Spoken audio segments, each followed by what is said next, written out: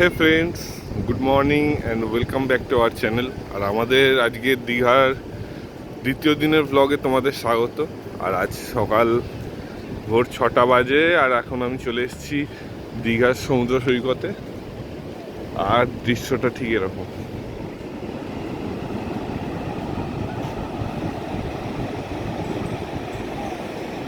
দারুণ লাগছে সকালবেলা। আর আমি বেরিয়ে পড়েছি হাঁটতে।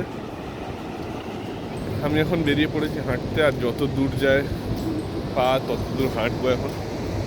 প্রায় এইটা নিউ দীঘা থেকে হাঁটা শুরু করেছি আমি, ওই পিছনে।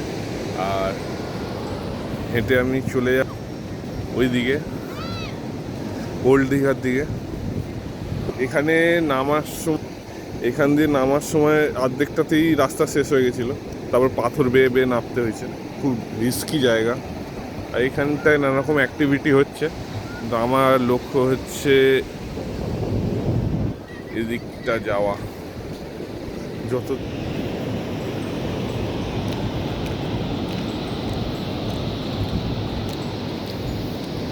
কত দূর থেকে এসছি এই সময়টাকে উপভোগ। দীঘার সমুদ্রে এখনো এরকম ছোট ছোট শামুক পাওয়া যায়।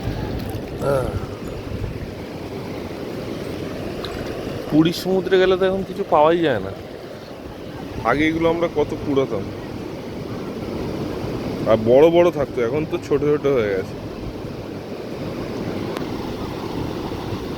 তাও পাওয়া যাচ্ছে ঝিনুকের ছোট ছোট বাচ্চা।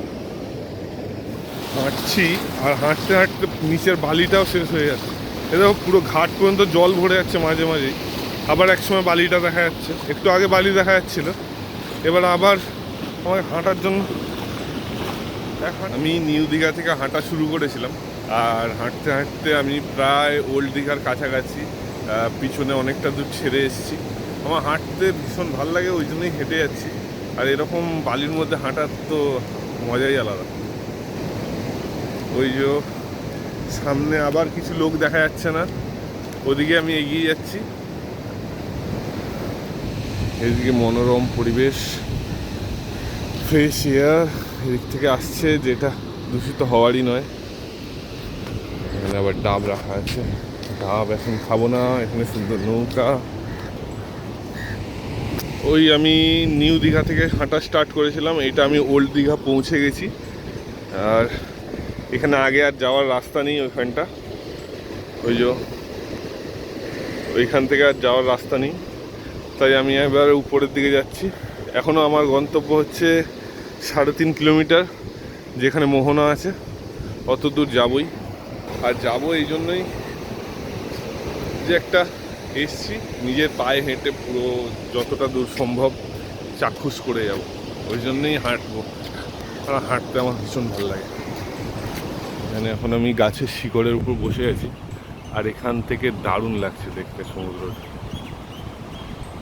আহা, মন জুড়িয়ে গেল সকাল সকাল এই দৃশ্য। এই জায়গাগুলোর সঙ্গে আমাদের ছোটোবেলার সেই স্মৃতি জড়িয়ে আছে। পুরোনো সময় যখন আসা হতো ওল্ড দীঘাতে, তখন আমরা এইসব গাছের তলাতেই আমাদের ফ্যামিলির সবাই পিকনিক হতো। এখানেই খাওয়া দাওয়ার ব্যবস্থা করা হতো, এরকম জায়গাতেই। এইটা সেই জায়গা কিনা বলতে পারবো না, তবে এরকমই জায়গাতে করা হতো।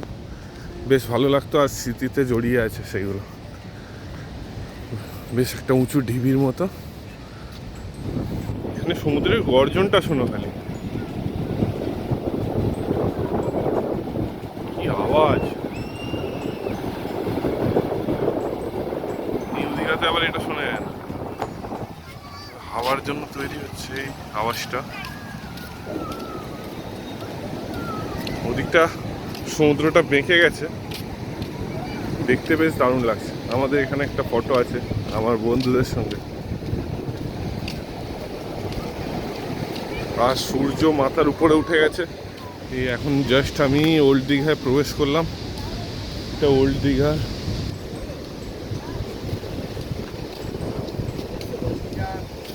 দারুণ পরিবেশ, একটা বাঁধ ঘাট। এখানে নিচে থেকে হাঁটা প্রায় অসম্ভব, পাথর আর জল পুরো ভরে আছে। বালি প্রায় দেখাই যাচ্ছে না। এপাশে নিউ দীঘার দিয়ে যাও দেখা যায়, এখানটায় কিছুই দেখা যাচ্ছে না। এখানে নিচে দিয়ে হাঁটা প্রায় অসম্ভব। ওই সামনে আমার লক্ষ্য দেখা যাচ্ছে, এখানে যোগাসন হচ্ছে, সবাই যোগ ব্যায়াম করছে। বন্ধুরা, তোমাদের কেমন লাগছে এই জায়গাটা? এটা দীঘা, ওল্ড দীঘায়। উপরে সূর্য, নিচে এরকম সমুদ্র। ওইখানে এক দাদা ফিশিং করছে, আসার সময় নেমে দেখবো ওই জায়গাটা, ইন্টারেস্টিং। যাই একটু ঘুরে আসি ওদিক থেকে, তারপর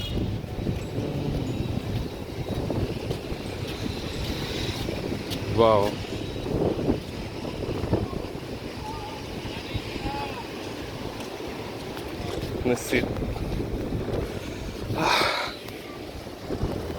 বসলাম, এখান থেকে দৃশ্য দেখান মজাটা। এই পুরো রাস্তায় বিশ্বাস করা যাবে না, এই যত আনইভেন সারফেসগুলো দেখা যাচ্ছে সোজা জমির উপর, সেগুলো সব কাঁকড়াদের বানানো।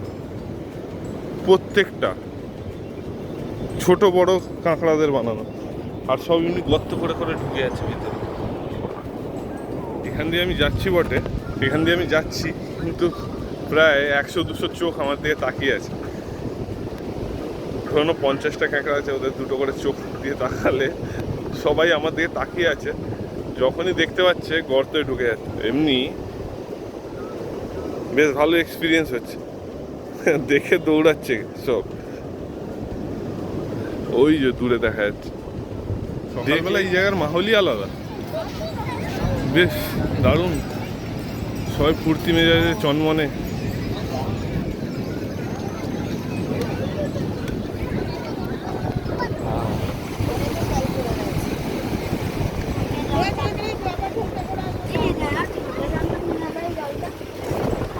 ফাইনালি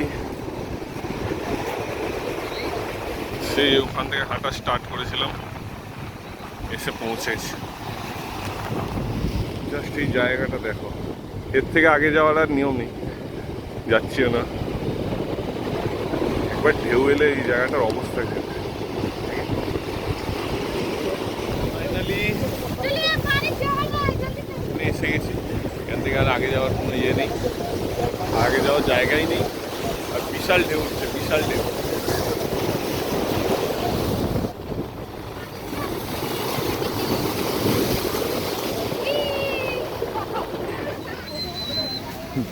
এখানে শুটকি মাছ। বছরে প্রথমবার দীঘাতে মাছের বাজার দেখলাম, কেমন হয়। এতদিন আসতেই পারিনি। পমফ্রেট কত করে দাদা?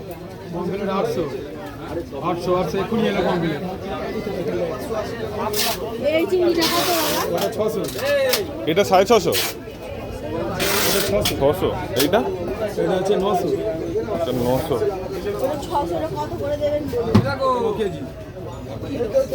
সাড়ে 500 করে আলু টেন।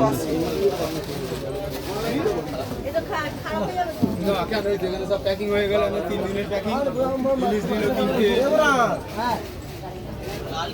এই ভেটকিটা দেখো কি বড়, অনেক কাঁকড়া, সমুদ্রের কাঁকড়া।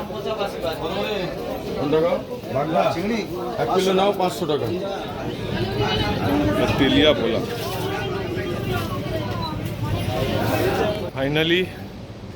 ফাইনালি আমি আবার ওই মাছ বাজার থেকে ওল্ড দীঘা পর্যন্ত হেঁটে এলাম। হেঁটে এসে আবার ওল্ড দীঘা থেকে 20 টাকা করে টোটো করে আবার এলাম নিউ দীঘাতে। এসে এই হোটেলে উঠলাম, এখন এই হোটেলের ছাদে উঠেছি। আমাদের হোটেলের ছাদ থেকে ভিউটা এরকম, ঠিক যা দেখতে পাচ্ছ। আর এখন যাব একটু ব্রেকফাস্ট করবো। এখন বাজে 9টা, সেই 6টায় বেরিয়েছিলাম, 9টায় এসে পৌঁছেছি। খুব দারুণ লাগলো। তোমাদের কেমন লাগলো প্লিজ জানিও। Good morning everyone and welcome back to our channel. আমাদের আজকে দীঘায় ডে 2। আমরা উঠে গেছিলো সকালে অনেক আগে, 8টার সময়। এখন বাজছে 10টা, না হ্যাঁ 10টা বাজতে যায়। সকালে অনেক কীর্তিকলাপ, অনেক কিছু হয়েছে এই হোটেলে। যাই হোক, ওগুলো পরে আমরা বলবো ভিডিও শেষে কী হয়েছে। তো পুপু বাইরে গেছিলো, যেমনিটা তোমরা দেখতে পেয়েছো ভিডিওর মধ্যে। তো বাইরে গিয়ে ঘুরে টুরে এসছে। এখন তারপর আমি একটু আগে ব্রেকফাস্ট অর্ডার করলাম, আমার ডিম টোস্ট আর ওর কচুরি। তো বসে পড়েছে খেতে, আর বাবুকে ওখানে আমি সুজি আপেল খাওয়াচ্ছি। এই যে বেশ দারুণ এসছে লুচি তরকারি। তোমার ডিম টোস্ট এখানে কখন খাবে? একটু পরে ট্যাবলেট খাবো তারপর। তো বন্ধুরা, আজকে আমার সকালটা বেশ ভালোই কেটেছে। পুরো গেছিলাম মোহনা পর্যন্ত হেঁটে হেঁটে, মোহনা থেকে আবার এলাম, এসে এই সবে একটুখানি রেস্ট নিয়ে এবার ব্রেকফাস্ট করব। ব্রেকফাস্ট করে আগে কি কি করি তোমরা দেখতে থাকো, সঙ্গে থাকো।